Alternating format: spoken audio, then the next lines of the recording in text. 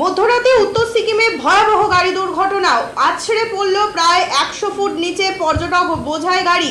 এখনো পর্যন্ত উদ্ধার কাজ চলছে, তবে উদ্বিগ্নতা বাড়ছে ক্রমশই। তার কারণ এখনো পর্যন্ত 9 জন পর্যটক প্রায় নিখোঁজ বলে জানা যাচ্ছে। নিয়ন্ত্রণ হারিয়ে দুর্ঘটনা বলেই জানা যাচ্ছে এখনো পর্যন্ত নিখোঁজ 9 পর্যটক।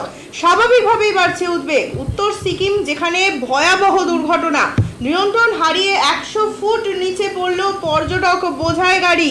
ঘটনায় দুজনকে উদ্ধার করা সম্ভব হলেও এখনো পর্যন্ত নিখোঁজ 9 জন। জানা যাচ্ছে বৃহস্পতিবার রাত্রে উত্তর সিকিমের গুরুডোমরা লেক থেকে একটি পর্যটক বোঝাই গাড়ি ফিরছিল। এরপর চুংথাং ও মুন্সিঢাংয়ের মাঝে আচমকাই নিয়ন্ত্রণ হারিয়ে 100 ফুট নিচে পড়ে যায় গাড়িটি। দুর্ঘটনার খবর পেয়ে ঘটনাস্থলে ছুটে আসে সেনাবাহিনী। তড়িঘড়ি চালানো হয় উদ্ধার কাজ।